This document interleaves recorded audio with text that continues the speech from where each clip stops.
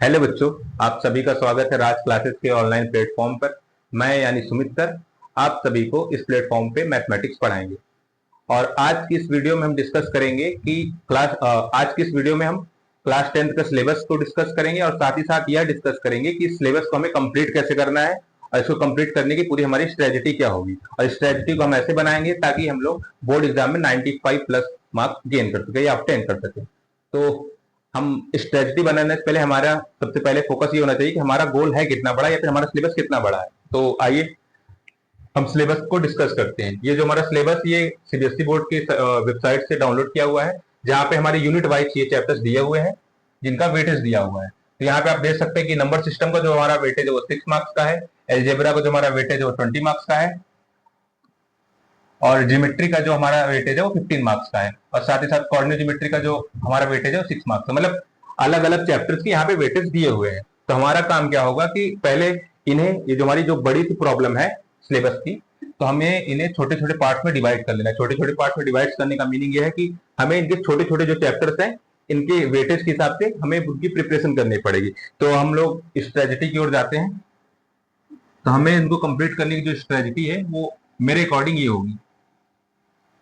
मतलब हमें किसी भी सब्जेक्ट को अगर कंप्लीट करना है तो उसके लिए हमें क्या करना होगा कि सबसे पहले सिलेबस को डिस्कस करेंगे और सिलेबस के अकॉर्डिंग जो भी चैप्टर्स दिए हुए हैं तो सबसे पहले हमारा उनका कॉन्सेप्ट क्लियर होना जरूरी है। अब कॉन्सेप्ट जो क्लियर है हम लोग दो तरीके से कर सकते हैं, एक यूट्यूब के थ्रू और दूसरा हमारा एप्लीकेशन पे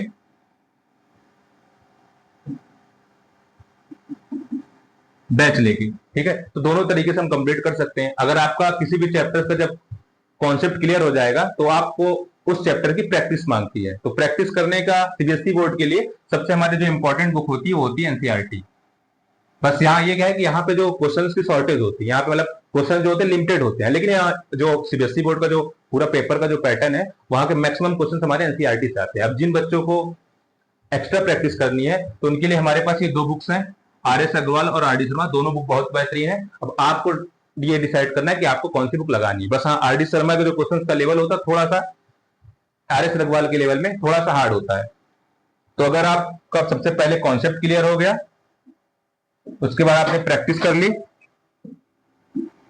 तो आपके पास क्या करना है कि उस चैप्टर से रिलेटेड आपके एग्जाम में क्वेश्चंस कैसे पूछे जा रहे हैं आपको इसकी भी तो नॉलेज होनी चाहिए।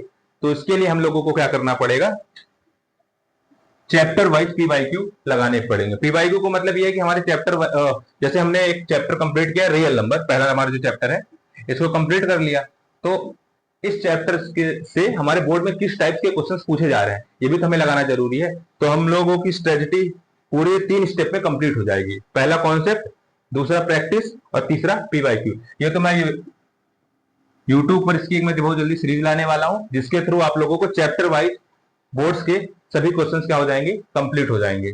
और ये प्रैक्टिस के लिए एनसीईआरटी के क्वेश्चंस है, ये हमारे दोनों बोर्ड्स के लिए, यूपी बोर्ड्स के लिए भी और साथ ही साथ सीबीएसई बोर्ड के लिए भी कंबाइंड रहेंगे, क्योंकि दोनों का सिलेबस हमारी यूपी बोर्ड में भी जो बुक्स चलती है वो प्रेजेंट टाइम में एनसीईआरटी चल रही है और सीबीएसई बोर्ड में भी एनसीईआरटी चल रही है। वैसे मैं बहुत ही जल्दी सेपरेट वीडियो यूपी बोर्ड वालों के लिए लाने वाला हूँ।